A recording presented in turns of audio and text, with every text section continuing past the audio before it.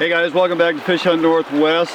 This week's bait lab how-to, actually out here on the water. Best place to be, best place to do our how-tos. So all of our how-tos are presented by Max Lure. Check out everything Max Lure has going at maxlure.com. Now with that, during fall salmon we talked about bobber dogging and presenting bait in pieces of current and kind of showed you how to dissect a piece of water and present that bait into the hole. Here we have a really nice classic piece of steelhead water.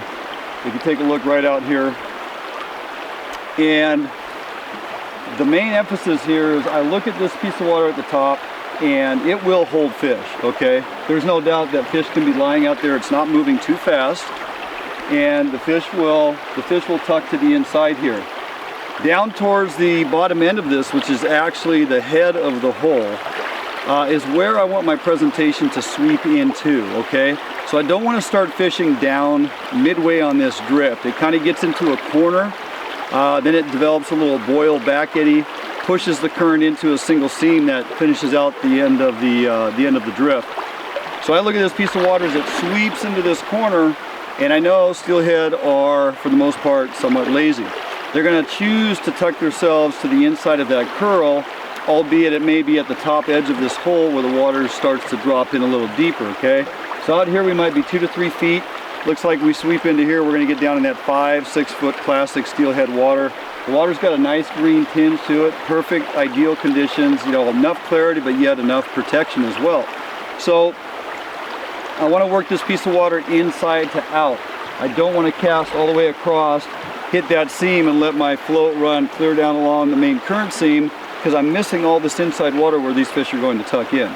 So I'm just going to show you how we methodically cover a piece of water utilizing a bobber dog technique. We got a sliding float. My stop is set up the line about 8 feet or so. You guys have heard me talk about this before. And today we're bobber dogging a WFO inverted black chartreuse with a spotted chartreuse black corky on there for extra buoyancy.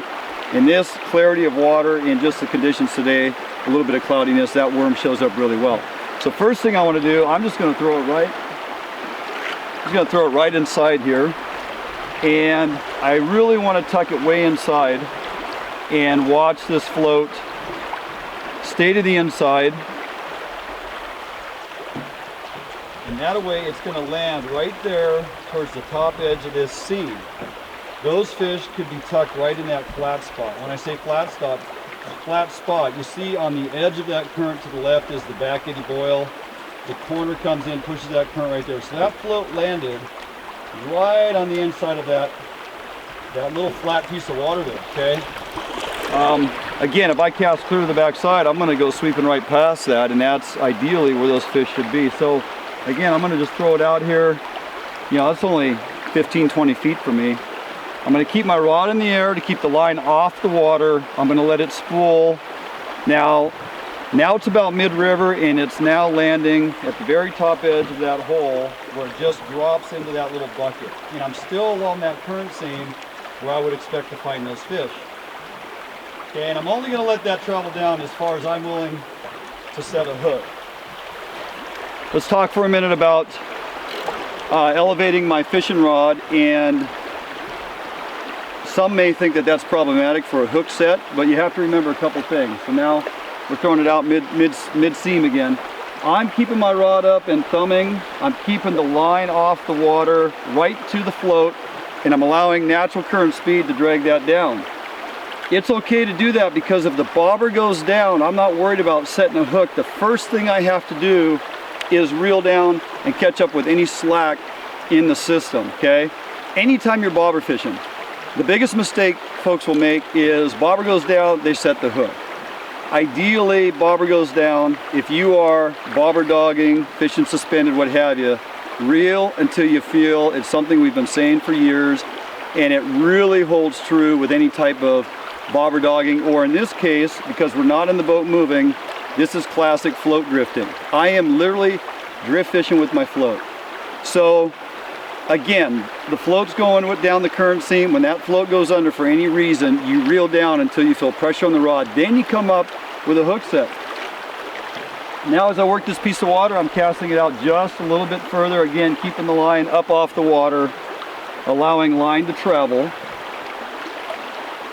I can actually, as I stop and go on my thumb here, I can feel that lead ticking bottom, okay? That's exactly what you want to do. You don't want to have so much...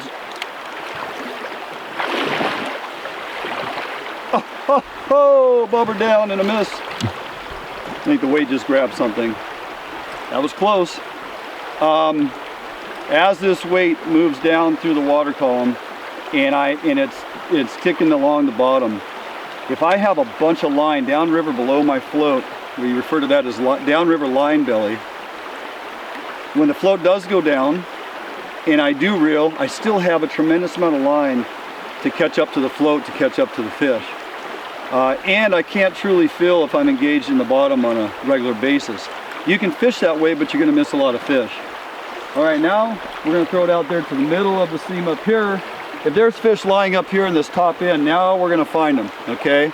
I didn't want to start there because I wanted to start on the inside curl down below me. It's not all about looking at the piece of water right out in front of me. It's also about fishing towards the end of my drift and the ability to tuck that presentation to the inside of that curl.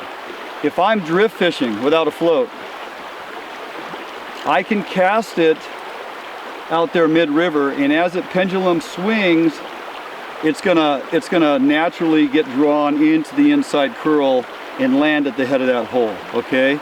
If I'm drift fishing. With a float, I have to set it up to where the float and the current sweeps the presentation through that portion of the hole, the top end of that inside curl, where I want it to land. So it's all about reading a piece of water, and allowing the current and the float and the weight to work together and steer your presentation into that piece of water where you think those fish are going to lie. And this is a classic steelhead hole. Over the years, we've pulled a number of them out of here on all different presentations. Currently right now with the float drifting, we're dragging the lead. Next I'm going to grab a rod that has a suspended bead and fish it more like a jig through here and see if that'll crank up or get a reaction. So just a little review on float drifting, bobber dog and float drifting as we are out here on a classic piece of steelhead water, and maybe a few tips to help you understand how you present that through. It's not all about simply casting out there in the middle and just let it sweep through. You have to dissect every piece of water, and some of the best advice my dad ever gave me was fish it from inside to out. Don't pass up fish that are tucked way inside, because again, they're lazy. If you're always swinging for the fences, you're gonna send that presentation downriver. You're gonna miss all those fish on the inside and inside curl. All right, hopefully that helps you out for a little bit. This week's how-to out here on the river. We'll jump out for a quick commercial break, and we'll be back in studio right after this.